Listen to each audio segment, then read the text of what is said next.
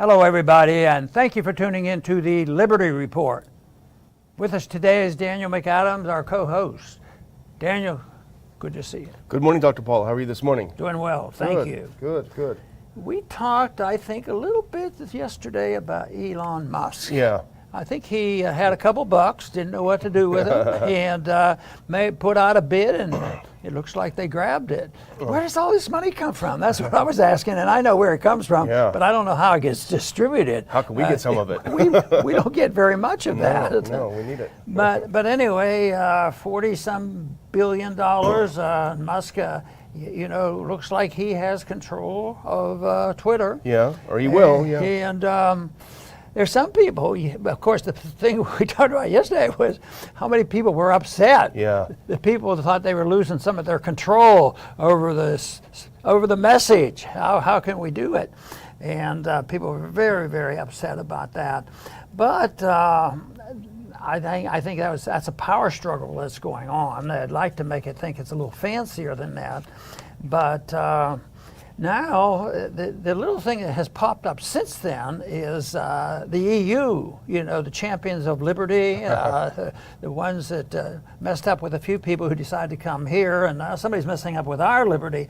But anyway, the EU is getting involved, and it was a pretty strong warning. You're in the European Union now, and you better follow the rules, and we write the laws. And to me, that raises the question: who writes which laws and which people follow it? None of them even heard of the higher law. You ought to be just honest and above board and do what you do. You do what you promise to do. But that's not what they're talking about. They're talking about who gets to regulate. Yeah. How much regulation will be, and they had a pretty good deal there of regulating through the control of social media, and they still do. And the excitement, of course, yesterday, and the despair, the excitement was that some of our side thought, well, this may be a tremendous breakthrough, and it was confirmed that that's a possibility because the people who were losing, possibly losing, the control over the messaging, they weren't having a good day. They were having a bad day. Yeah. And now the dust is starting to settle, but there was an article that caught my attention that I think to me it's a warning and trying to figure out the definition. This is the one that Zero Hedge put out. It said Elon Musk clarifies, and in quotes, so what does this mean? A free speech stance after EU threats. There definitely were EU threats. Yeah. You're going to obey the law or you're going to get fined, and we can close you down, and they can do all those kind of things. So it's not like they're false threats. And then our country is the champion of sanctions for all kinds of reasons. So the principle is out there. We do it for individuals and companies all around the world. So the use of a sanctions against this company is no longer a moral issue. It's strictly a political power struggle that's going on. And of course, Musk responded. It raised some more questions. And he says, "Oh, I'm okay. I'm still sticking to my guns. I'm for freedom of speech." And we, of course, think he's on the right track, and who's really guilty of all the controls Twitter had before. But his answer was, "I simply mean that which matches the law." Mm-hmm. Of course, we try to match the law or follow the law, but sometimes the law is overbearing. Sometimes it's confusing. Sometimes, certainly in the United States, we don't even know who wrote the laws. Yeah. And I'd like to think the laws should be narrowed down to the Constitution and morality, and we'd have a lot less trouble. But now, courts rule. What about COVID? Yeah. People wanted to follow the law. Well, executive orders. Yeah. So, there's a lot of executive orders and judges ruling one way or the other. Very, very confusing on how to follow the law. And we just hope that the final ending of this story is that Twitter is a company that's doing a very good job in allowing what we think is, an honest approach to free speech. It's really fascinating, and it continues to be fascinating, and this is just another part of it, the reaction to the announcement that he's buying it and that he supports free speech on the platform, and has been disturbed over the restraints on speech. And a lot of people commented on the show yesterday saying, well, Musk is a bad guy. He got rich because of government. He got rich because he was subsidized with taxes. All that may be true, but it's also irrelevant, because the point is how insane people have become, and now this includes the EU, at just the threat of having a little bit more freedom to express yourself, at just a suggestion that you have a little bit more freedom to express yourself. And what caught your attention, and you sent it over to me, is the EU Commissioner Thierry Breton told the Financial Times, Musk is going to have to follow our rules. And he says, we welcome everyone, we're open, but on our conditions. At least we know what to tell him. Elon, there are rules. You're welcome, but these are our rules. It's not your rules which will apply here, said Breton. So, yeah, that's, I think raises as many questions as answers. So they're trying to line up their ducks on this argument. But I guess if you had a less shrewd person, less rich person, this wouldn't be out there. But they're dealing with Musk, and we're hoping that he's going to be on our side and really understand what freedom of speech is. And how do you handle it though when they crack down on them? When the EU comes and cracks down, because just think how many lies are told on the internet. I mean, what has Twitter done in the past? Of course, what has the government done too? Yeah. The government's, maybe the biggest part of the problem, because they're the ones who are always, sanctioning, and this is more or less what they're doing. They're threatening to sanction him. I think it was a threat of fining. If you don't follow our rules, what if the rules are you have to take the position that Trump is a bum, and they allow a fair and balanced approach to the report of Hunter Biden and Donald Trump. All of a sudden, it would be a different story, and there's a lot yet to be learned from this, and who knows what will happen. But evidently, there's a lot of bucks on the line. Yeah. And it just shows that even someone as wealthy as him, he's subject to the EU. Let's put up that first clip, because here's some tweets that pretty much say in a couple of sentences what we've been saying. If we can do that first one, this is a tweet from Musk on Zero Hedge. Anyway, he says the extreme antibody reaction from those who fear free speech says it all, the people going crazy. Yeah. And then what he said is, by free speech, I simply mean that which matches the law. That means, look, EU, I don't have any intention of breaking your laws. He says, I'm against censorship that goes beyond the law, which is what Twitter's been doing. They've been censoring way beyond what the law says. They've been censoring for content. And he says, if people want less free speech, they will ask government to pass laws to that effect. That kind of sounds like what you always say. People are going to get the kind of government they demand. And then he says, therefore going beyond the law is contrary to the will of the people. So clarification there. See, sometimes the consensus of the people, the prevailing attitude, I look at it more, philosophically. And the connection is, how do you get that into the acceptance of the law? When it's very, very basic and fundamental, thou shalt not kill, most people can end up having a law and dealing with that. But here it does raise a lot of questions on what they pick and choose.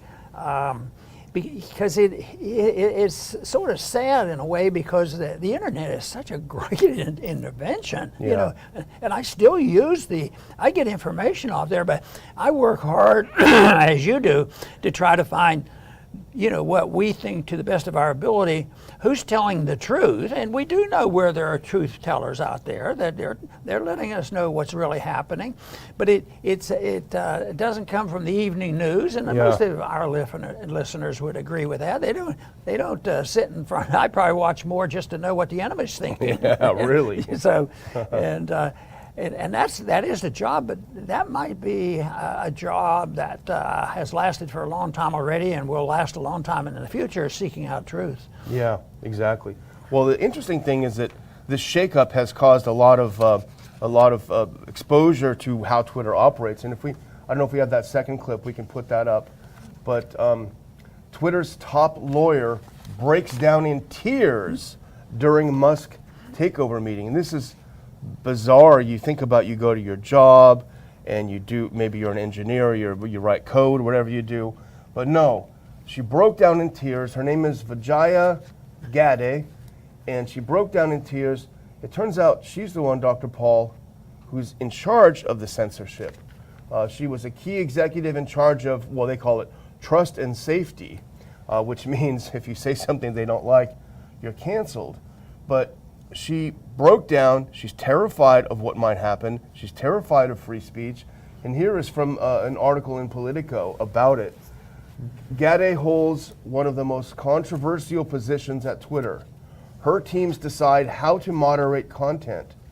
That's made her a target of right-wing criticism, particularly when Twitter blocked the distribution of a New York Post article about Joe Biden's son, Hunter Biden, in 2020. And I would say, and add to that, just a couple weeks before the election.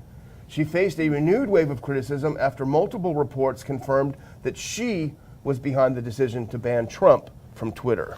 You know, they said she ended up in this negotiation with Musk. She ended up in tears, because she was crying about the loss of power. But you know what I think has happened for at least the last 2 years or no longer? She's probably been laughing. Yeah. Don't they know? You know, yeah, they're going to obey the law, and the law says this, and we're the law. Yeah. We're going to do this, and I am sure that they are capable of sitting around after they've had a drink or two, and just laughing at people saying, you know, this is what justice is. You know, we won't let anybody tell about scientific truth. You know, with COVID, and all of a sudden it's leaking out. Actually, in spite of all the power these people had, it's leaking out that there may have been some lies told about Trump. You know, and our Justice Department, the FBI, and you know, and then the big controversy is the FBI and these people are supposed to be the law. So if you're going to try to follow the law, then how are you going to get rid of the corruption in these law enforcement agency? And that's why I confess that seeking out the truth and being confident about it and trying to present that is not an easy task. But with a mechanism like the social media, you know, lies can be told just by withholding information. And just think of much harm. You know, there was another story today about COVID that we're not even, scientists now are confident that you could have some very bad effects from the vaccination a year later. And of course, those booster shots people have been concerned about.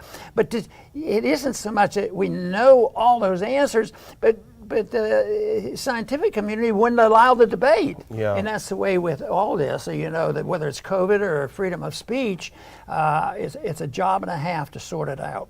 Yeah, I don't know how it can be trust and safety when she has the power. And this is what she did, and we should stop and think about this. She had the power, and she exercised that power to suspend the New York Post from Twitter, suspend the oldest newspaper in the United States from Twitter for publishing an article that might be damaging to the then president, not yet president, the candidate's son, right? She interfered in an election, is what she did. And that's probably why she's crying. And in fact, I guess we don't have our clips, but Elon Musk himself yesterday responded to this. He said, suspending the Twitter account of a major news organization for publishing a truthful story was obviously incredibly inappropriate. Boy, that says sure. it all. I mean, she should get a pink slip for that just alone. Yeah, it'd be interesting to see where she'll be in a year from now, or even 6 months from now. So what will Musk do with somebody like that? I mean, how could you ever be able to keep her on the staff? How could you trust? Yeah, you know, the whole thing. So well, maybe there'll be some job openings. We can do a little moonlighting over there. We could make some recommendations. I'm not much into that traveling business. So wanted to go Yeah, onto Wimbledon. Onto Wimbledon. You know, there they go, rooting my theories. Yeah. Play sports, Yeah. play games. Republicans played Democrats in baseball, and we all got along quite well, and it lasted longer than the game. Yeah. And here we go, Wimbledon. But this is an argument on once again, the definition of a word, discrimination. Yeah. The people at Wimbledon said, this is not discrimination. They decision to discriminate against Russian players. They can't play, but that's not discrimination. I don't know what the words they were, but they said it's not discrimination. I would say that, it is discrimination, and it's part of a bigger battle going on. And of course, this existed all the way back when the Soviets invaded Afghanistan, way back when Carter was president. Oh yeah, this is we've got to punish the athletes, and no, you want to have more athletic competition. That competition is that much better. So yeah, well, this explicitly singles out people because of their country of origin. If you are Russian, you cannot play in Wimbledon. That's exactly what they said. That's what they ruled. It is by definition not only discrimination but racism. You're of the Russian race, you cannot play in Wimbledon. And of course, the head of the All England Club, which is the one who puts on the event, they said, "Oh, it's not discrimination. It's something else." The rationale for banning Russians is that if a Russian, the world's number one, I think is Russian now, Medvedev. They said if a Russian plays and wins, it'll be a victory for Putin's propaganda machine. Therefore, all Russians are banned from Wimbledon. It's discrimination.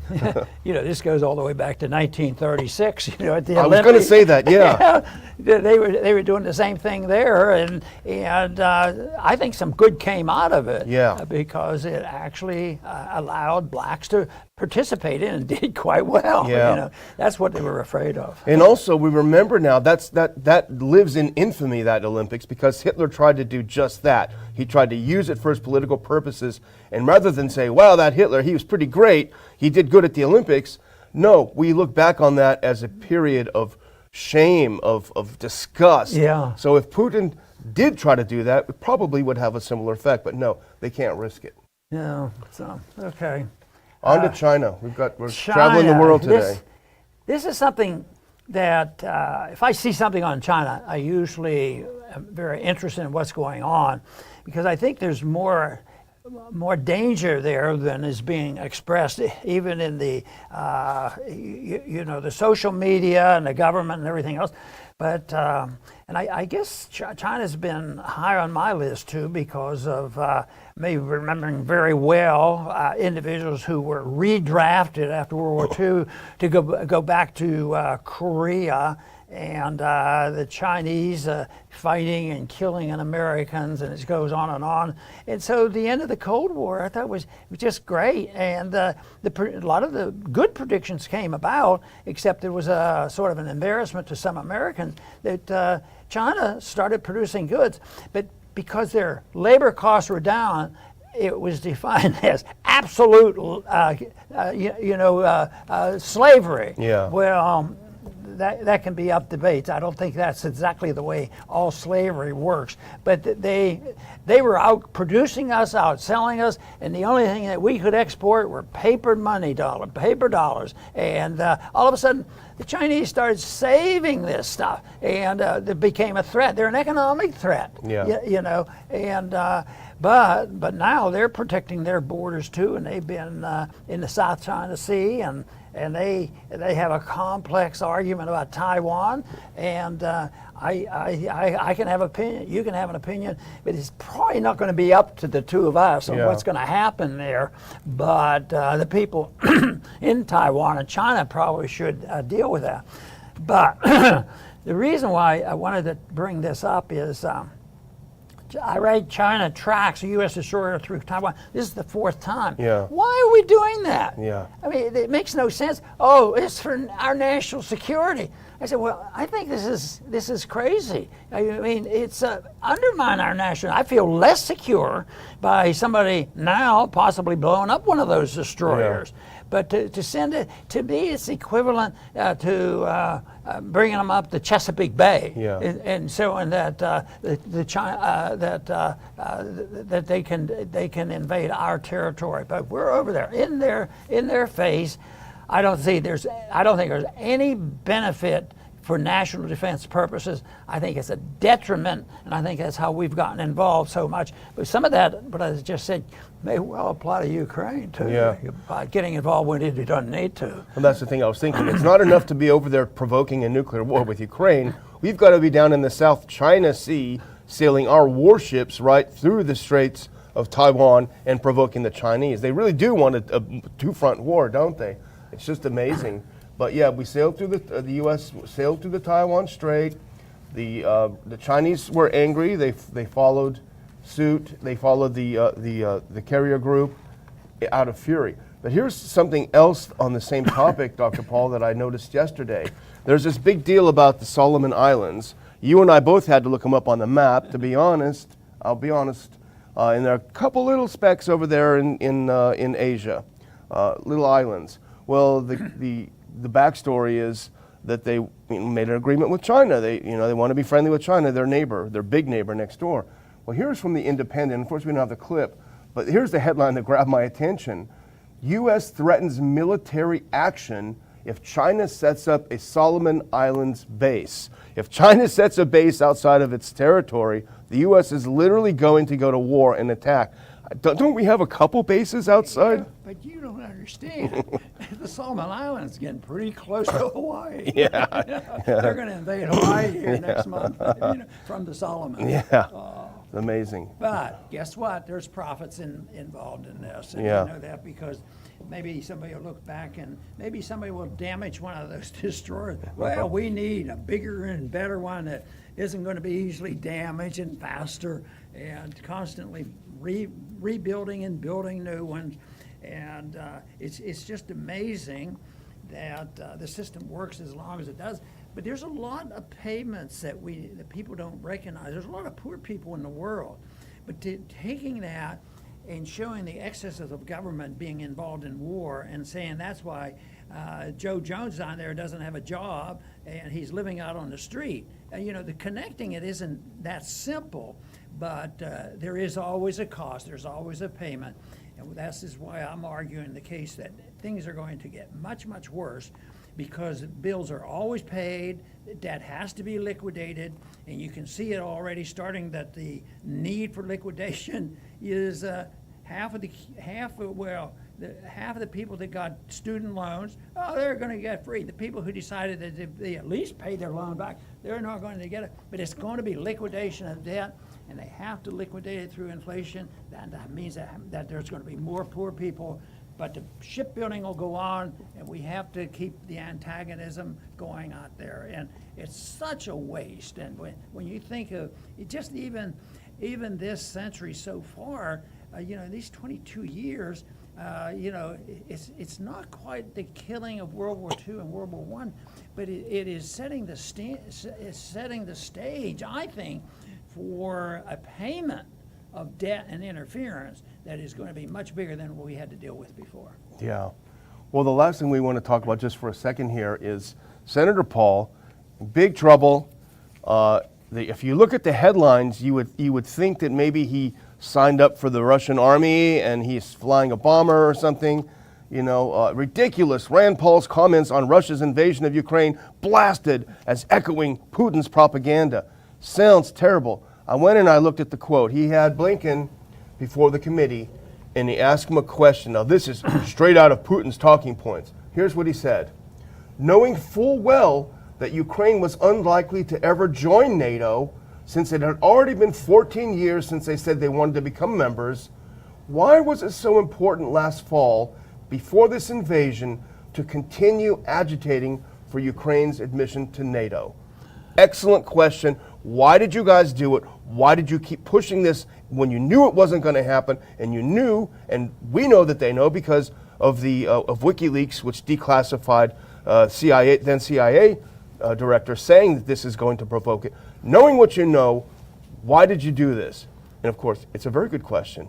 But instead of answering it, what happens? You're Putin's apologist. That's right. That proves they don't have the right answer. They demagogue it, and they avoid it completely. And of course, I watched a little bit of that by the news clips on this, and it was pretty vicious. You know, I didn't enjoy watching it, although I think Rand can handle it. He's used to it. You know, he had to stand alone on challenging Fauci for a few months or a few years, and I think he's been proven right on that. But you know, it's to me it's so sad that this happens. That they turn it into something. And you know, I suggested to you earlier on. I said, you know, there's some history they're arguing about too, because I think they bring it up that Rand, maybe not at the hearing, but he mentions there's history involved about the relationship, say, of Russia and Crimea. Yeah. You know, maybe there's some history the United States has with Guantanamo or something like that. But no, they do this. They bring this up, and my suggestion is why do they? Well, I know why they do it. They go into demagoguing and saying it's all Rand's fault. But why don't they go ahead and say, what did he say to imply that he's speaking for Russia and that Russia believes such and such? Why don't we, on some of it, you know, we've talked a little bit about the Russian connection to Crimea and why most of the people we're talking about in Crimea were Russians, and it's a long history. Why can't we have a bigger? It would be a great debate if people were serious about this, but they don't want the debate. They want the war. And of course, just the Crimea wasn't enough. They kept marching the troops, and they keep moving closer and defying all the implied promises that were made by the West in the United States. You know, after the Cold War ended, we have no intention of moving eastward and getting on the borders of Russia, and that process continues. Yeah, you know, I love it when they say he's speaking from Putin's playbook. Where is this playbook? I'd like to take a look at it. Yeah. It doesn't exist because they're liars and they lie about it. If there's something they don't like, they say it's Putin's playbook. You know, and here's what Blinken's reaction to this very serious question, a very worthwhile question. You know, and everyone except for a few people who like war. Most people don't. But why, knowing you could have done something to avoid the war, why wouldn't you have done it? And so here's what Blinken's response to Senator Paul was. Well, that doesn't give Russia the right to attack. And Senator Paul says, well, no one's saying it does. You know? I mean, I'm not in favor of the attack. I don't think it's a good thing. But if you could have avoided it, knowing that Ukraine was never going to be in NATO anyway, why wouldn't you have just said, you know what, we're going to put that on the back burner for a while to avoid a war? They don't want to talk about that. Instead, they want to condemn an attack. He refused to really address it. Yeah, he did. He did. He's just ducked that, and what a shame.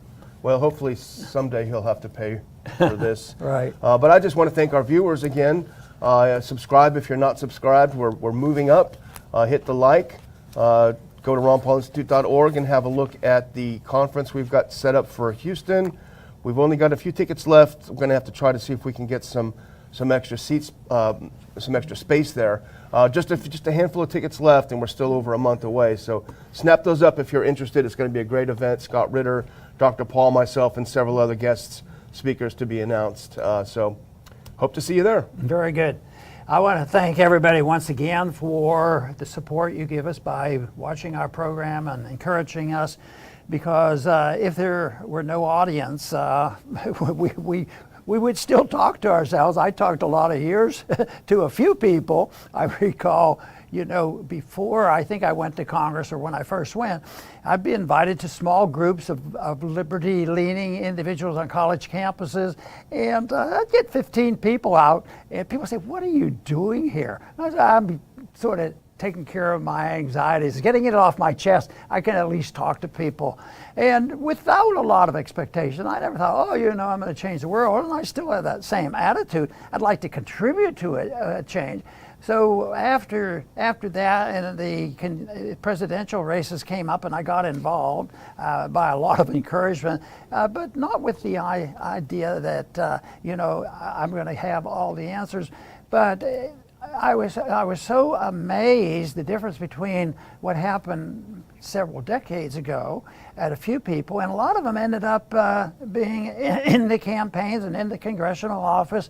So even a little bit here, one portion at a time, change people's mind one at a time, makes a difference. Now I'm delighted when I get on a lot of blogs and radio programs and interviews and excuse me, and find out the people that got involved many years ago have programs themselves. Nobody knows how the message spreads. It's sort of invisible. It spreads, and I think that is still operating even without the full benefit of a favorable internet and social media.